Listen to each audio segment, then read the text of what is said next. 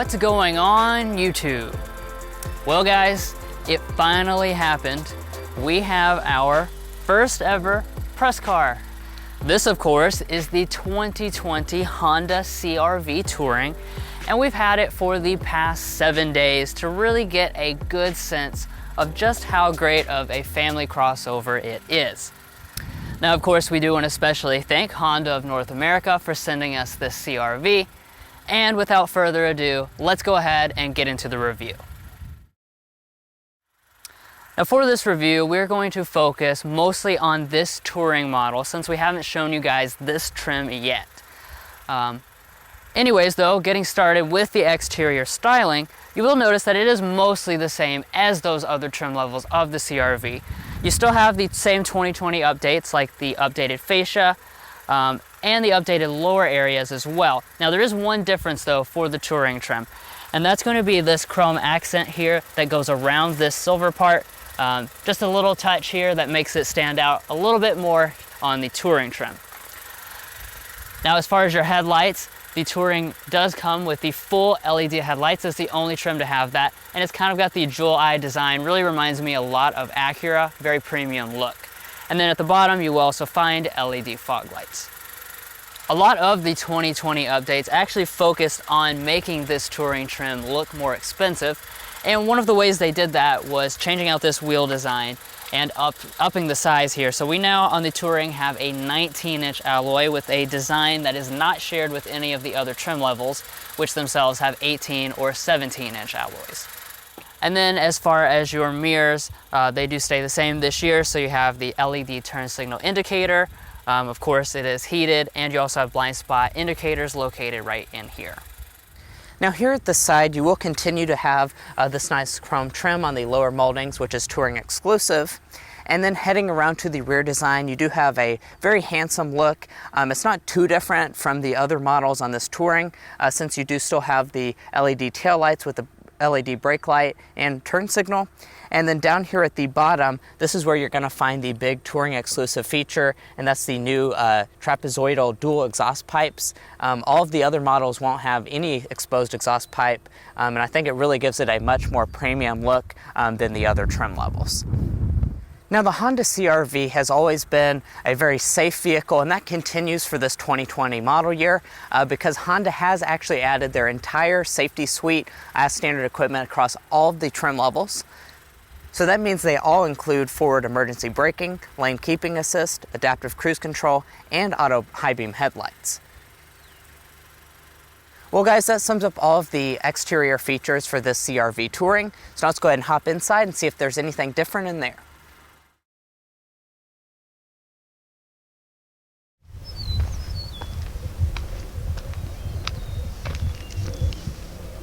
Now of course the Touring, like almost all the CR-Vs, does come with Honda Smart Entry System as well as a remote start. And then getting inside the vehicle itself, all you have to do is reach behind the handle and it will open right up. Now checking out the inside of this 2020 Touring CR-V, you'll notice that the design is mostly the same as the other trim levels, but there are some exclusive touches, which is what I will point out as we go through the review. Now just like the EXL trim that we reviewed a couple months ago, the Touring does also come standard with real leather seating, and you have the choice between this black color, you also have gray or ivory color choices. Now turning over here to your door trim, it is very nicely appointed, especially for a vehicle in this class. So you have the leather trim, of course, on the armrest, but also all this area above it with the double color contrast stitching. The top part is also soft touch, and there is some more stitching detail as well as a faux wood that runs through there. You will find two-person memory seating, of course, and your front two windows are one-touch auto up and down. Coming down here to your seat, this is the 12-way power adjusting seat with 4-way lumbar. Once again, that's pretty exceptional for this class of vehicle. And then, like I said, this leather is very, very nice and high quality. It does have an attractive stitching design as well.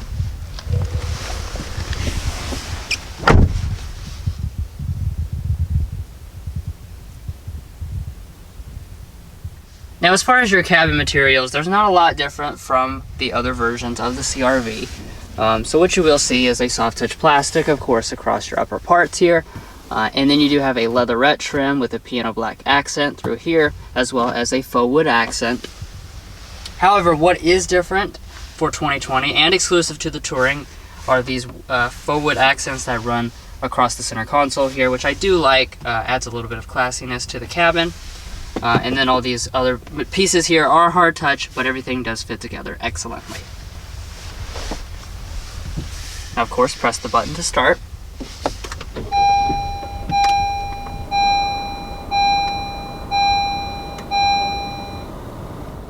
And when it fires up here, you will find the typical CR-V gauge cluster. This is a 7-inch reconfigurable display right here in the middle, and you just use this button right here on the steering wheel, labeled with the I, and that can cycle you through all different types of information, including things with navigation, your all-wheel drive system, as well as some of your safety systems. And then coming back to the steering wheel itself, of course it is nicely leather wrapped, but one 2020 change that impacts just the Touring trim is that we now have steering wheel heating. This is something that the American CR-V was missing until just this year. Of course, the steering wheel itself does manually tilt and telescoping, and then Touring also throws in rain sensing wipers. Alright, so now let's go ahead and talk about storage, which you thought it couldn't get any better than it was, but they've somehow managed to make this even better for 2020. So basically this whole area here, this can change into like a ton of different forms. First of all, your armrest does adjust, and you can flip this up like so, and you have all this area right through here. Now you can slide this out of the way, and you'll notice a really deep bin. And then furthermore, this can flip out of the way, so you have all of this area right here. You can keep that down, and you can still access all of this space with a 12-volt outlet inside. In front of that, you have 2 deep cup holders, and then the Touring exclusively throws in this Qi wireless phone charger. Of course, all of the CR-Vs, though, you have relocated USB ports right up here. Now, unlike the upcoming hybrid model, the gas models, including the Touring, do keep the traditional physical shifter here. So obviously, you just pull back for drive. There is a sport mode and a low mode, but there'll never be any paddle shifters. And then when we go into reverse, there is a standard backup camera with active trajectory. You do also have 3 different views, but as of now, the Touring does not have a 360-degree camera system like some of the other rivals offer. As far as your buttons off to the side of that, you have your electronic parking brake, brake hold, auto start stop defeat, and your econ button. Now moving on to your climate controls, these are the same as in all the other CR-V models. So you do have dual zone automatic, 2 easy knobs to use. Most of your controls are here, but just like in the other CR-Vs, some of them are located in the screen when you press the climate button. Of course, the Touring does also throw in 3-stage seat heating, but unlike the RAV4, there is not seat ventilation offered on the CR-V at this time. Now, of course, as you would expect, as far as the audio system, Touring does throw in the highest caliber audio system in the CR-V lineup. In this case, it does have 9 speakers, so let's go ahead and take a sample of it.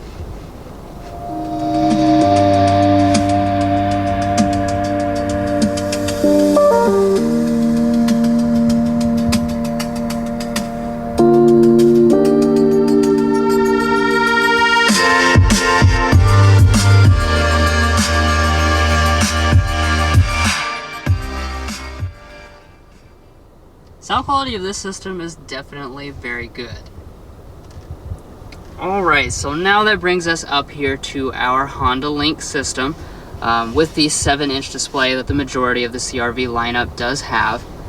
Now, I will save my opinions for the upcoming 5 likes and dislikes video, mostly, but I do want to mention that this is the older style HondaLink system, so they did not update the software, as you can tell, to that newest setup or enlarge the screen for 2020 as part of this refresh. Nevertheless, it does operate mostly the same way as the new HondaLink system. You just have a little bit slower performance and some older style graphics. Obviously on the Touring trim, you do have standard navigation, and this is the Garmin style setup. You will also find, of course, Android Auto and Apple CarPlay if you prefer to use those systems, and you just plug into that conveniently relocated USB port that I pointed out earlier. And then moving on up here, the last things to point out are your auto dimming mirror with the HondaLink universal remotes located right here. And then, of course, being the top-end model, we do have a standard moonroof. Unlike in some other markets in the US, we only have the standard size. We do not have a panoramic one offered at this time.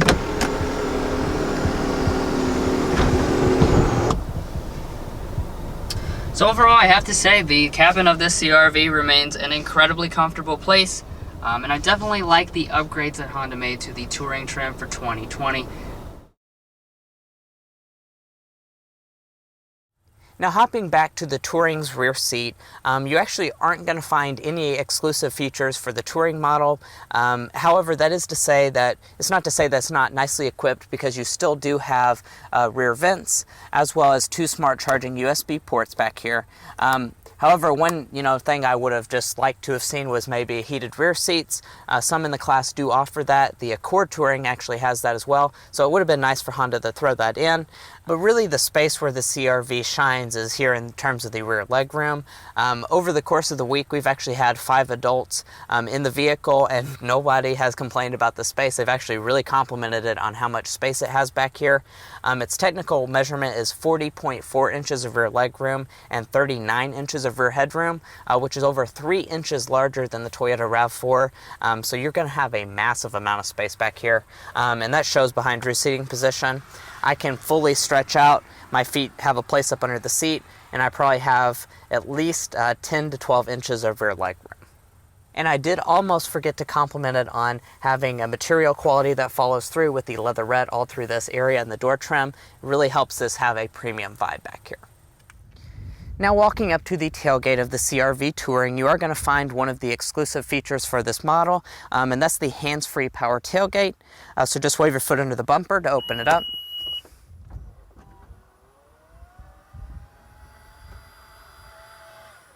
And once inside the CR-V's cargo area, this is another area where it really shines, because you're going to find 39 cubic feet of space behind the second row seat, and that expands to 76 cubic feet with all the seats folded.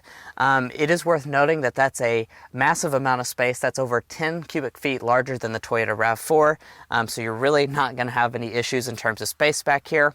And as far as how they finished it, we do have a nice cargo cover, as well as some lighting on both sides. And up underneath of the floor here, we do have a spare tire, as well as a little bit of a storage cubby on each side.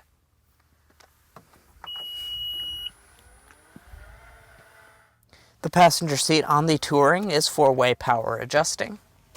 And in front of the passenger, your glove box is good sized, it's pretty deep. And up top, we do have a large sun visor with a mirror and light, and it does also detach as well as extend. Well guys, that sums up all the rear areas. Now let's go ahead and take it out on the road.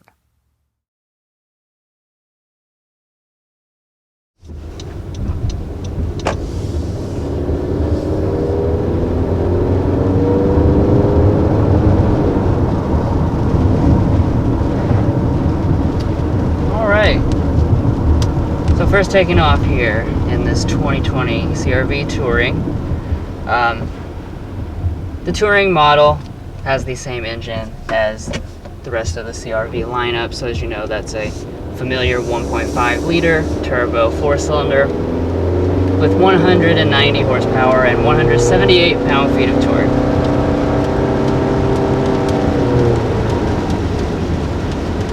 And as you can see, acceleration, it's pretty good.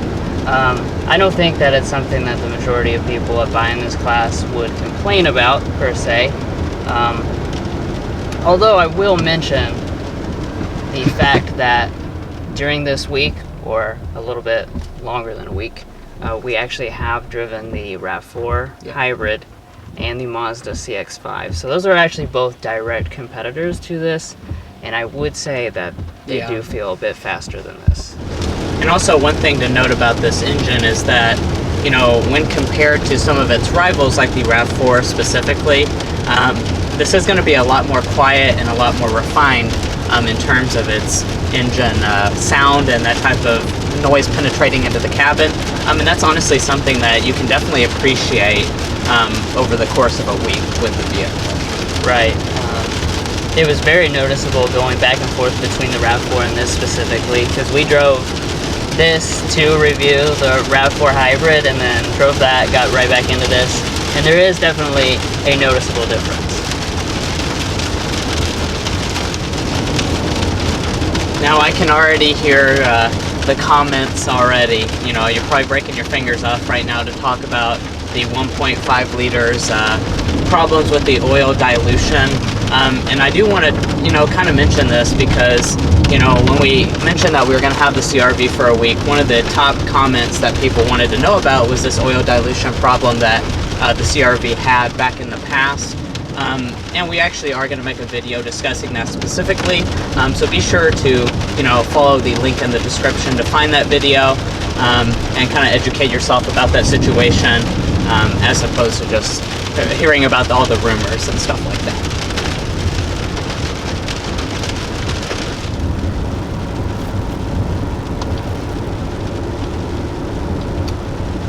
But beyond the power figures, what I was really looking for the CR-V to deliver was just being a supremely comfortable vehicle. I think that's the most important characteristic of something in this class. And I have to say, it really has delivered over the course of this week.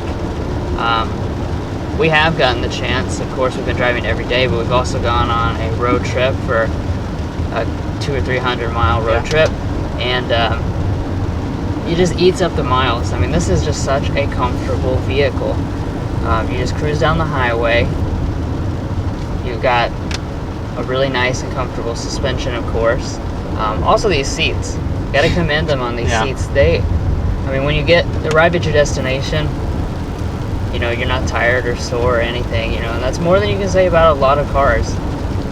I mean, yeah, and the passengers that we did have in here, that was honestly one of the first things that they mentioned was just how spacious it was in the rear and also just how comfortable the seats were. You know, they were familiar with the RAV4 and they were like, wow, this seat's way more comfortable than the RAV4. And it really just does have that extremely, extremely comfortable ride quality. And it's something that you can easily get used to.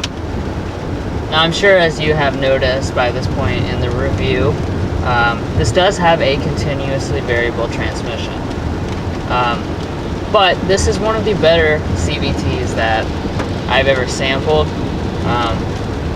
You know, Honda, they focus on getting like the operation of the CVT right, and they don't really focus on like any extra tricks or anything like that. So what you won't find here is like shift simulation, stuff like that. But what you will find is a CVT that's willing to go.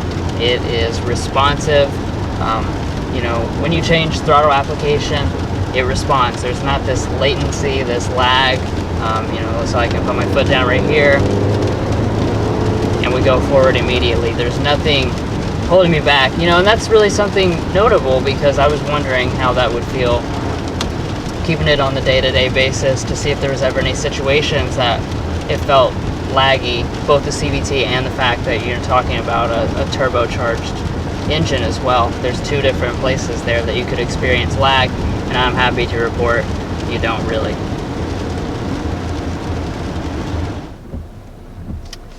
Now when you come to a stop, this does have the auto start-stop system.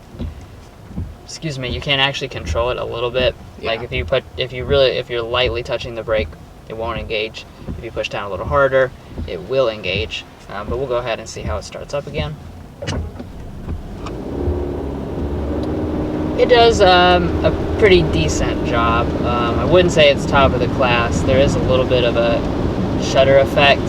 That one was pretty smooth, but it's a little intermittent, as I found in the week. Sometimes there's like kind of a startling shudder. Sometimes it's pretty smooth, but it's not what I would say super consistent. Alright, so we went ahead and switched driver's seats here. Yeah. since we have been alternating driving duties this whole week, kind of back and forth. We both spent extensive time behind the wheel. So we'll go ahead and do the second half of the drive here.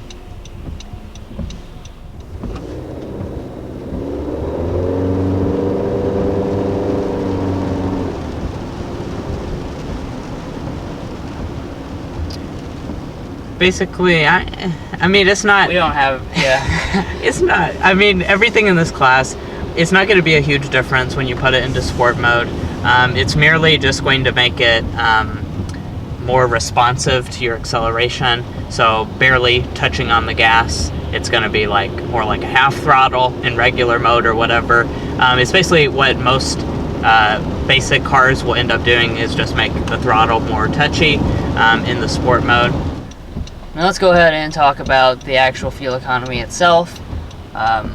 Again, this is the Touring all-wheel drive model, and we've been driving it this week for reference in the regular mode pretty much the entire time. The EPA rating here is 27 city, 32 highway, 29 combined. That's one of the top products in the class. As far as what we've actually achieved, it's just a touch under 28 miles per gallon. We've driven it, around 400 miles at this point, maybe even a little bit more. Definitely mixed driving. We did some on the highway. We did probably the vast majority of it, though, in the city. Well, maybe about half and half. But mixed driving, you're actually getting, what the EPA is saying, if not a little bit higher. So that's something worth noting for some of you guys. If you drive kind of light on the throttle, maybe in eco mode or whatnot, you might be able to even get 30 miles per gallon, combined city driving and also on the highway out of, a crossover like this. And this is not a hybrid. There will be a hybrid. We're excited to see that in March, but this is just a regular model, which is quite impressive to me. Honestly, that's one of the better fuel economies in this class. And really that just goes for this entire CR-V, if I'm being honest. Over the course of these 7 days, we've driven it a lot, 500 miles or so in 7 days. That's a lot of driving. And honestly, it's just impressive how quickly you get used to the CR-V fitting into your lifestyle. We're just normal people. We actually like to drive and stuff like that. So this is definitely not like our typical cup of tea, but I've actually enjoyed driving this car over 7 days because you learn to appreciate a lot of the comfort and a ton of space. This really has a lot to offer, even if you are not, really, if you're more sport focused or whatever, it still has a lot to offer, especially in its segment, because people are looking for family oriented offerings, and this really, really excels in all of those areas.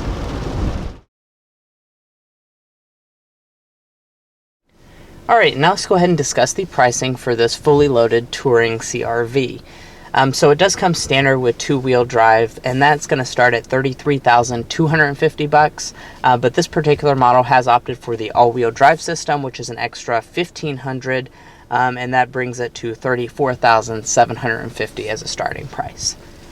Now, like all Hondas, there really aren't any options to add on to that, so we just have the destination charge of $1,120, and that brings this one's total to $35,870, fully loaded with all-wheel drive, which I have to say is quite an impressive price point here with the CR-V. The RAV4, which is really its main competitor, is well over $40,000 fully loaded, so you are going to be seeing quite a bit of savings over most rivals in the class.